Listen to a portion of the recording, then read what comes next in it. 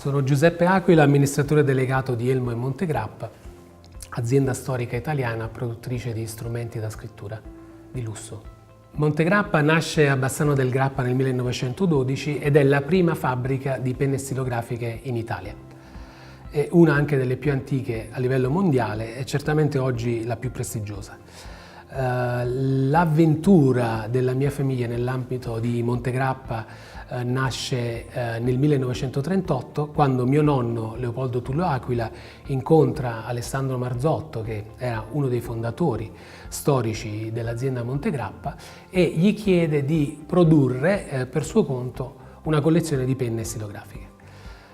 Torniamo un po' agli albori invece della società. Alessandro Marzotto, qualche anno prima, quindi si parla dell'inizio del secolo, conosce Hedwig Hoffmann, una austriaca che aveva lanciato in Austria, che all'epoca era solo pochi chilometri a livello di confine distante da Bassano, una produzione di pennini in oro per penne stilografiche.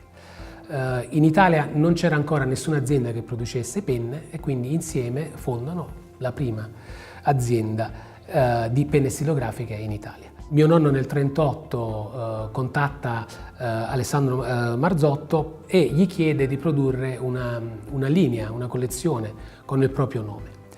La sua richiesta viene accolta benevolmente e da lì insomma inizia una collaborazione che continuerà fino agli anni 70, quando mio padre diventerà, diciamo, l'attore primario della nostra attività familiare, quindi nel mondo delle penne, e fino poi alla fine degli anni 70, inizio degli anni 80, momento in cui mio padre decide di acquisire Montegrappa perché i Marzotto non avevano più degli eredi che potessero continuare direttamente questa attività.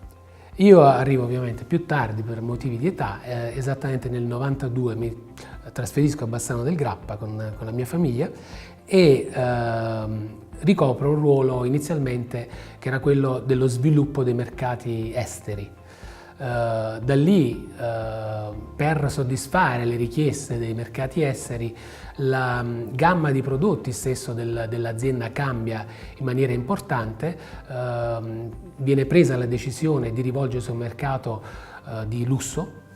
La parola lusso all'epoca si iniziava a sentire solo da poco, non esistevano delle penne di lusso e noi inventiamo all'epoca il concetto delle edizioni limitate. Quindi produzioni con delle tirature ben stabilite e rivolte a un mercato di collezionisti.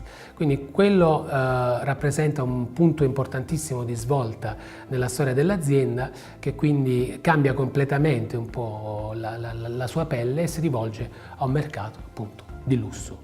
Da lì ad oggi ci sono stati avvenimenti insomma importanti nell'ambito della storia della nostra azienda. Vedete alle mie spalle un po' di foto di personaggi più o meno famosi.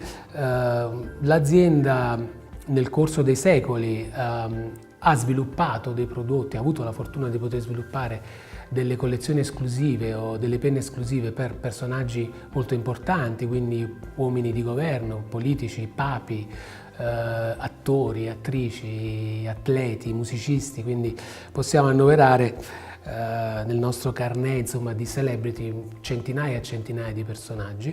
Mi piace citarne uno anche perché è legato alla storia di Bassano, soprattutto nel periodo della Prima Guerra Mondiale, che è Ernest Hemingway. Ernest Hemingway, che proprio a pochi passi qui dalla nostra sede, nella Villa Caerizzo, in particolare nel 1918, era un conducente volontario dell'American Red Cross che aveva una sede proprio qui nella Villa Caerizzo. Quindi si narra che Ernest Hemingway sia stato uno dei primi utilizzatori famosi delle nostre penne.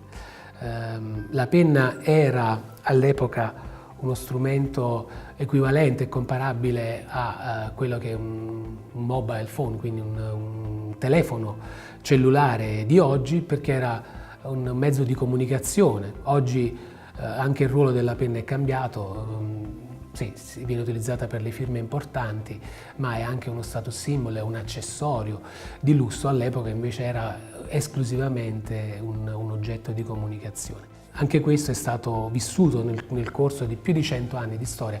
Montegrappa, come dicevo prima, è stata fondata nel 1912, abbiamo 107 anni di storia.